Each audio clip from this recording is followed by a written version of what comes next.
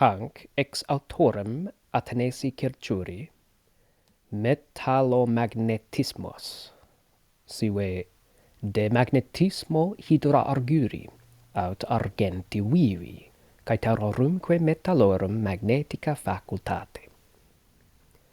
Hydrargyrum sive argentum vivum chemistis ob mobilitatem suam Mercurius est liquor mineralis ex aqua metallica, viscidus, terreus, sulfure exacta contemperatus, spirituosus, frigidus, humidus, albus in manifesto, calidus, siccus, rubeos et omni color denique in occulto.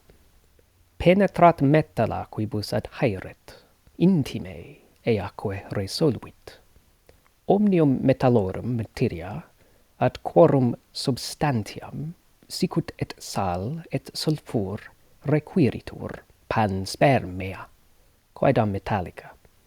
Omnia in se continens, quod et innumere colores, quos mox ubi ignem sentit, exhibet testantur.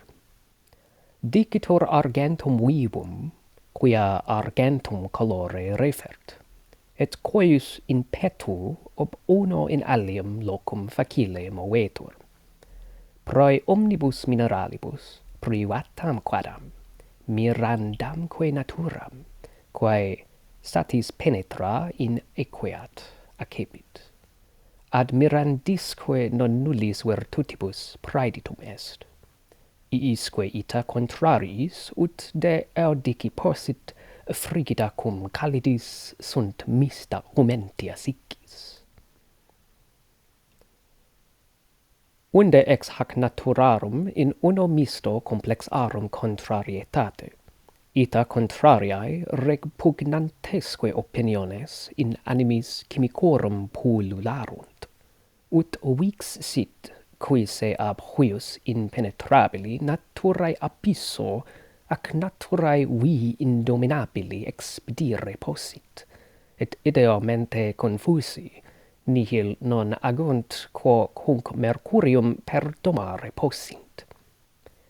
Hinc ut fixatione aptior fiat, fugaci illo spiritus privatum, in succis venenosis sepultum acerant, quidam in aquis fortissimis et corrosivis ad superfluam humanitatem eluendam suffocare student non nullis der corribus atque excrementis animalium fimoque calente obrutum miserabiliter crugiant.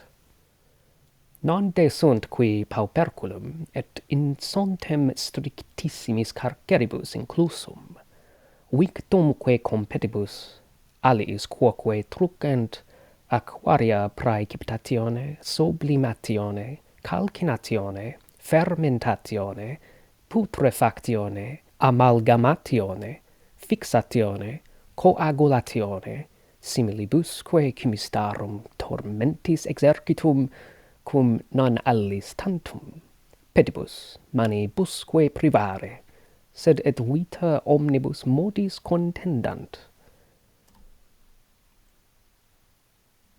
Verum subtilissima quadam vi imbutus, dum minime provident, solita sua fallacique fugacitate, quad data porta ruens, ex omnibus eius modi vinculis carceribus, tormentisque solutus de repente e manibus tortorum suorum elapsus tenues e vanescit in auras.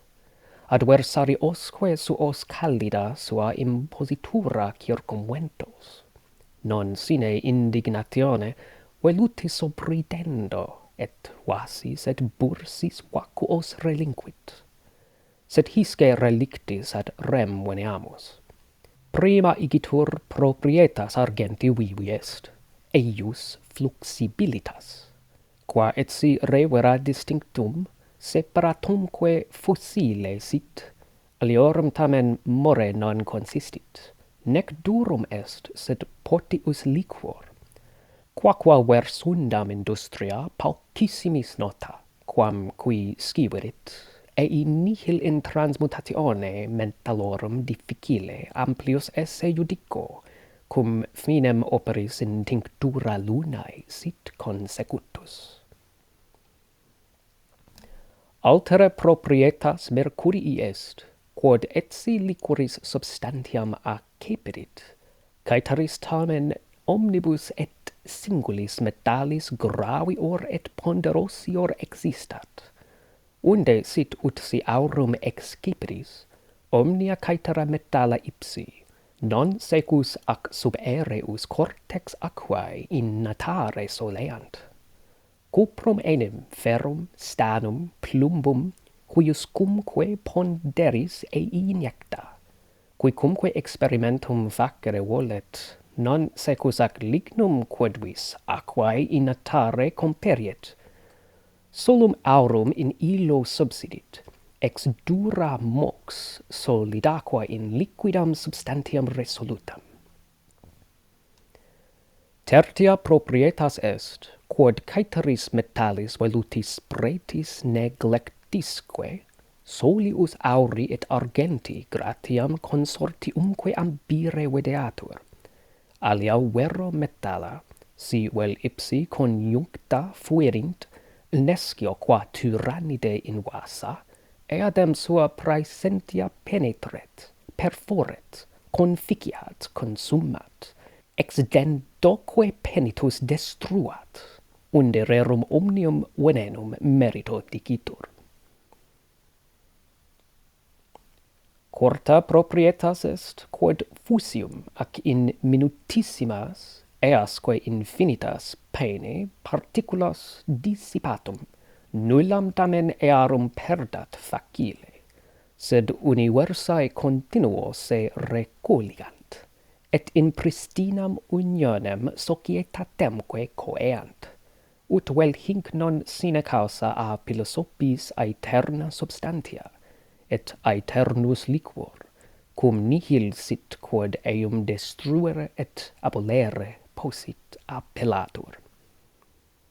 Quinta proprietas est, quod etsi aurum argentumque a cupro, caeterisque metallis hydrargyri ope separetur, ad eadem tamen unienda conglutinandaque ed prosus necessarium sit, ut patet in de aurendis metallis, auro enim commixtus Mercurius instar cerae massam facit molem, quae illita ignis ope laminis in aurandis imposita ita aurum unit, ut vix ulla arte amplius separare possit. Ipse vero Mercurius, mox ubi ignem sentit, velute probe suo munera functus, tenues evenescit in auras.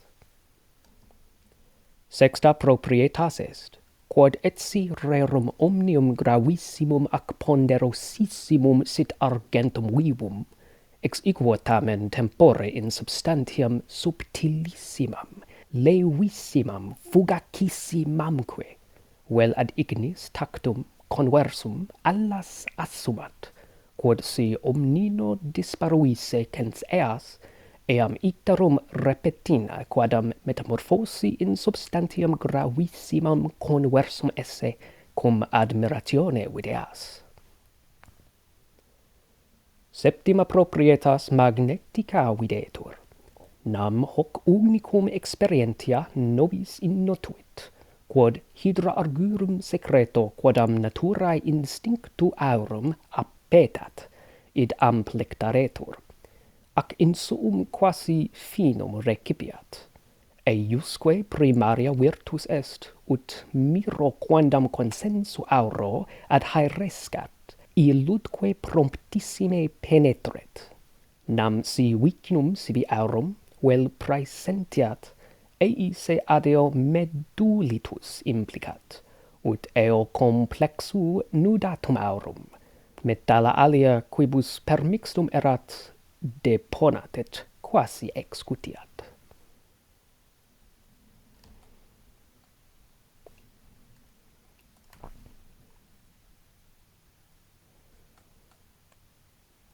Metallomagnetismos on metallomagnetism, or the magnetism of quicksilver, or argentum vivum, and its attractive faculty on other metals. Mercury, or quicksilver, is called such by the chemists for its mobility. It is a liquid mineral derived from a metallic water. It is viscous, earthy, evenly tempered with sulfur. It is spirituous, cold, moist, and white when out in the open, yet it possesses a hidden hotness, dryness, redness, and is omnicolored from within. It penetrates the metal to which it adheres most intimately and dissolves into them. As the prime matter of all metals, for whose substance, as with salt and sulfur, a certain metallic panspermia is required, containing all in itself, which is also witnessed by innumerable colors, which it soon exhibits when it senses the slightest heat. It is called quicksilver also because of its silvery hue, and its ease of movement from one place to another by the slightest impulse. More so than other minerals, it has acquired a certain private and marvelous nature, which cannot be sufficiently penetrated, and it is endowed with a number of admirable virtues, which seem quite contradictory, that it might be described as both cold mixed with heat, moisture with dryness.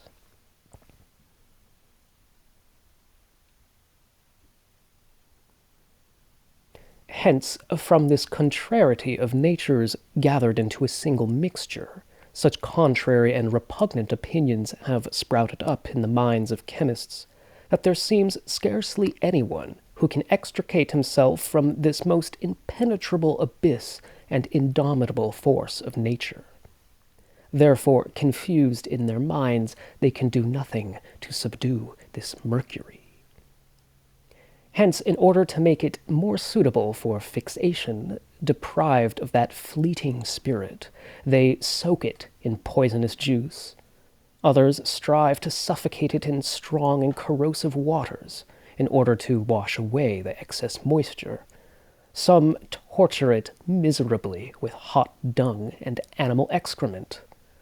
There are not lacking those who confine the poor and innocent creature in the tightest prisons, fettered with chains, and cut off its wings, and by various precipitation, sublimation, calcination, fermentation, putrefaction, amalgamation, fixation, and coagulation, and the like, they form an army of chemists, striving in every way to deprive Mercury not only of its wings, feet, and hands, but also of its very life.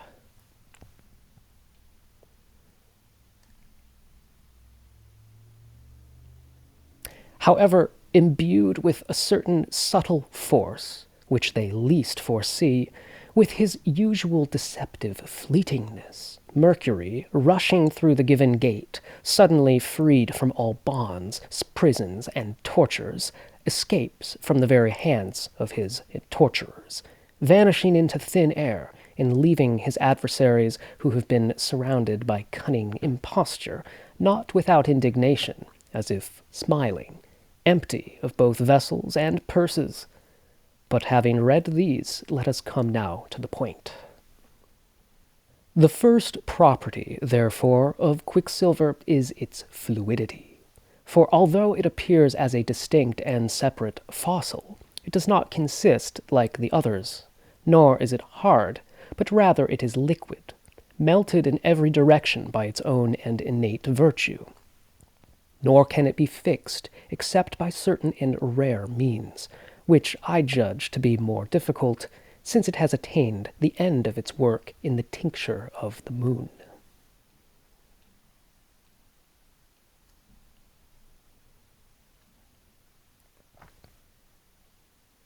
Another property of Mercury is that, even though it has assumed the form of a liquid, it is nevertheless denser and heavier than all other metals, each and every one of them, whence it is, if you accept gold, to all other metals, not unlike the superficial crust of water, tending to float them.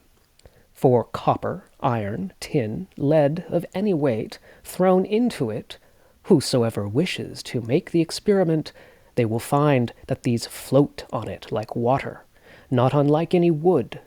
Only gold sinks, having first dissolved from a hard and then solid substance into a denser liquid.